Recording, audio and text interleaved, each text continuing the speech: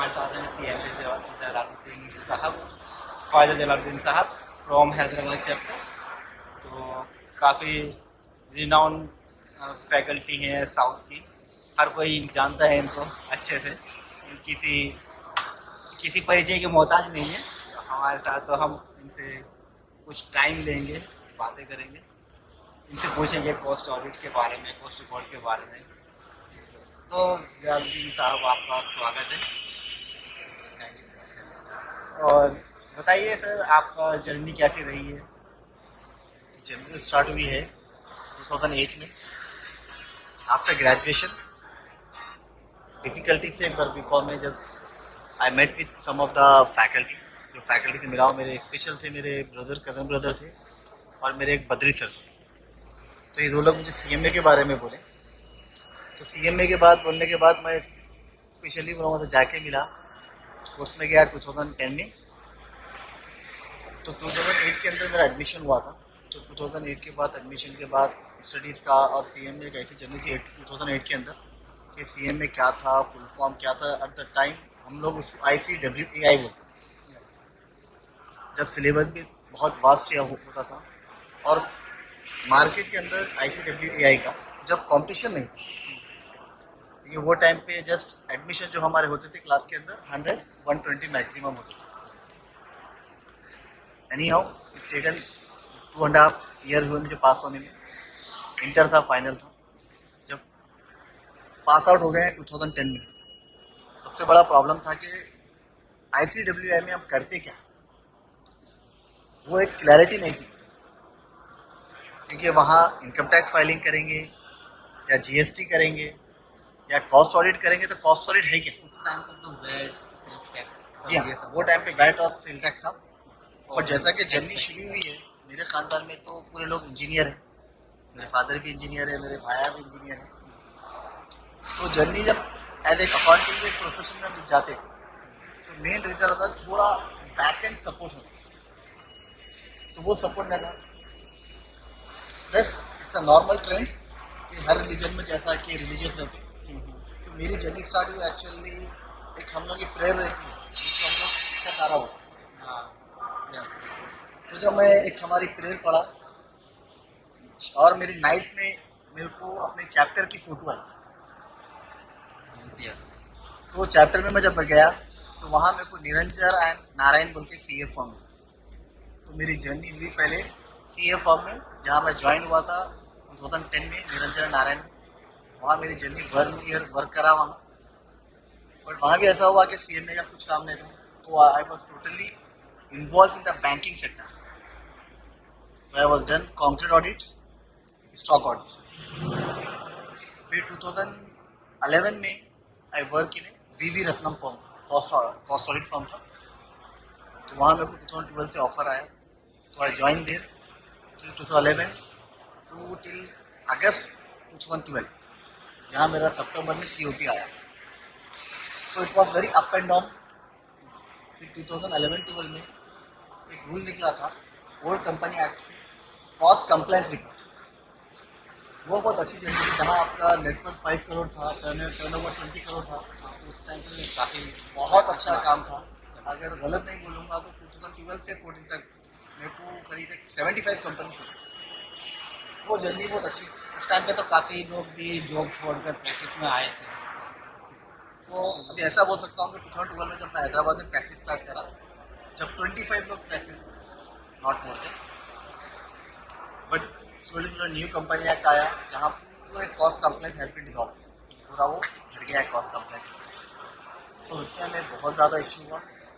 फिर एक new company act में कॉस्ट ऑडिट आया। फिर the journey about getting a cost audit is a big task.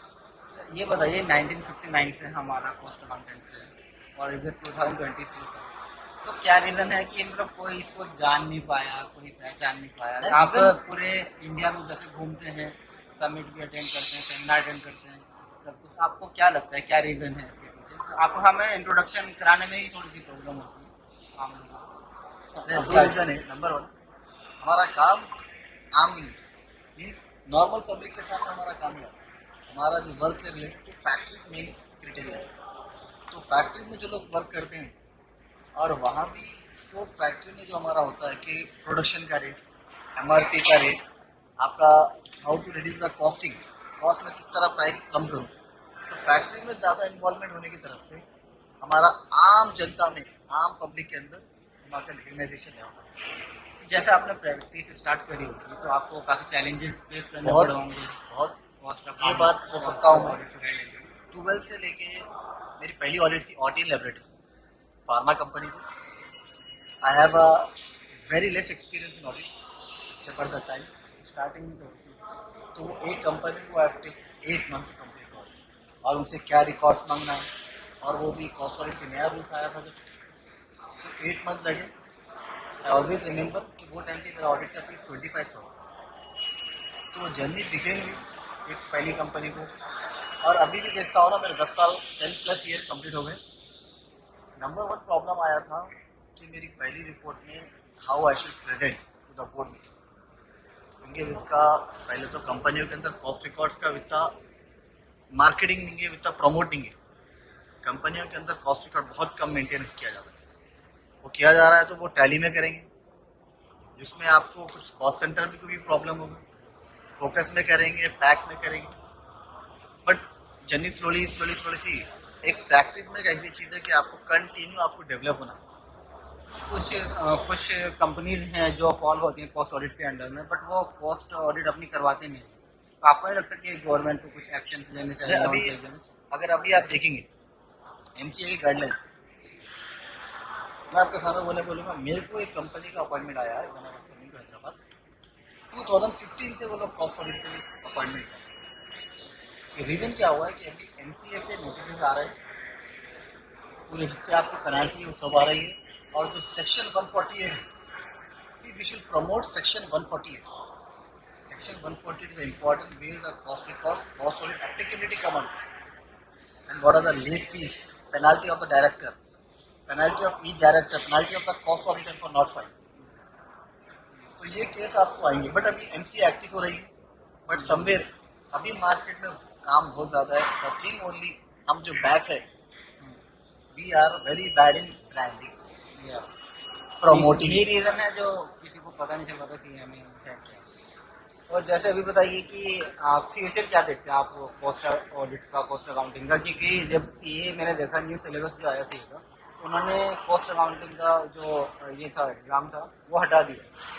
तो कहीं ना कहीं आपको लगता है कि मतलब कॉस्टिंग वगैरह खत्म करने जा रहे, ऑडिट वगैरह खत्म करने जा रही है गवर्नमेंट या कुछ? नहीं, वैसा देखिए ऑडिट तो हटेगा नहीं, क्योंकि और एक बात बोलता हूँ मैं, देखिए जब हम फैक्ट्री में रहते, पहले तो मैं ये बोलता हूँ जो भी ऑडिट कर रहा है फैक्ट्री में एज ए ऑडिट के लिए मत जाओ, मैनेजमेंट को सेटिस्फाई करो। मैं मेरा एक्सपीरियंस बोलता हूँ, I don't want to specify the company name, मेरा वो सेकेंड कंपनी था, steel company, I was appointed as a cost auditor. आज एट प्रेजेंट में उनका जीएसटी फाइलिंग मेरे को आता है, वो लोग मेरे को बुलाते, नॉट कंपनी के कोई भी कॉन्ट्रैक्टर रहने दो, रजिस्ट्रेशन में उनका कंपनी का इंटरव्यू भी होने तो they will call to. Reason क्या है, अपना एक ऐसा कंपनी से आप मिलो, उनको ऐसा आपका बेनिफिट दो कि कंपनी आपकी हो जाए। ये एक चीज़ है जहाँ आपको कंपनी मिलेगा। और मैं अच्छी चीज़ ये बोलता हूँ कि सीएमए और सीए के लोग डिस्कस करते हैं कि भाई क्या बेनिफिट है, क्या बेनिफिट नहीं।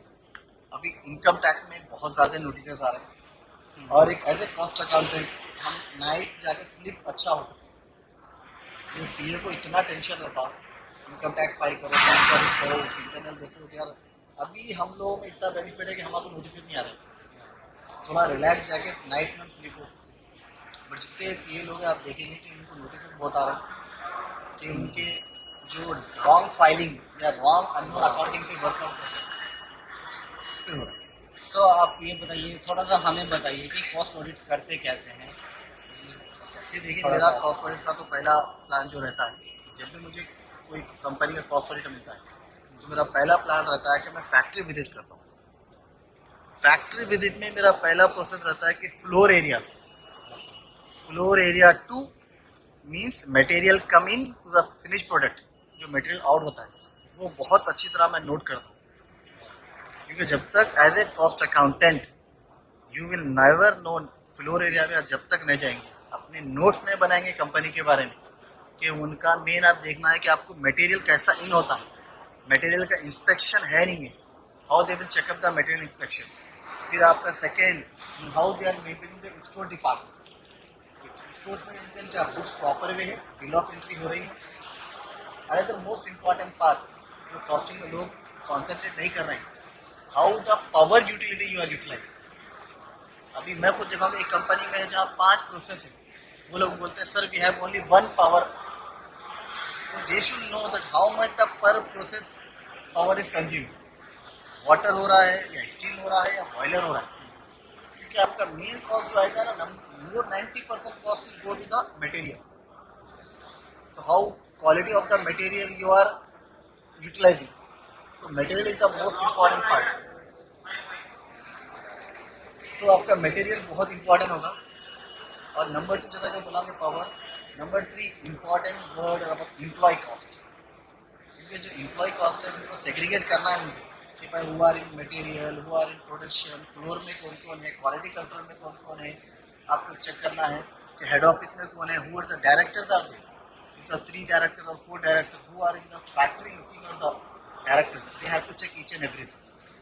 तो आप न्यू कमर्स को क्या सजेशन देना चाहेंगे जो प्रैक्टिस में आते हैं, उनकी नॉलेज भी अच्छी होती है, काम भी इम्प्रूव करते हैं अच्छा खासा, बट वो अपना दम तोड़ देते हैं, अपना प्रोग्रेस नहीं कर पाते। मेरा सिर्फ एक जो नए यंग बच्चे होते हैं ना, प्रैक्टिस में आना प्लान कर रहे हैं, तो एक 1 ईयर या 2 ईयर फैक्ट्री में वर्क करो, वो भी प्रोडक्शन पे इंचार्ज।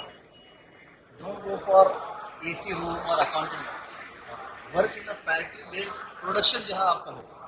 क्योंकि प्रोडक्शन एक ऐसी चीज़ है जहाँ कॉस्ट अकाउंटेंट का ब्लड बोलेगा।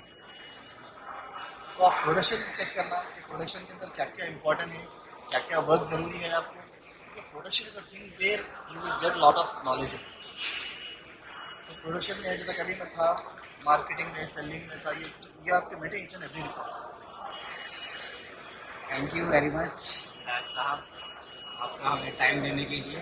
आपसे उम्मीद करते करते हैं बहुत खुशी हुई। आगे भी ऐसे ही टाइम देते रहेंगे, अपना एक्सपीरियंस शेयर करते रहेंगे। Thank you very much.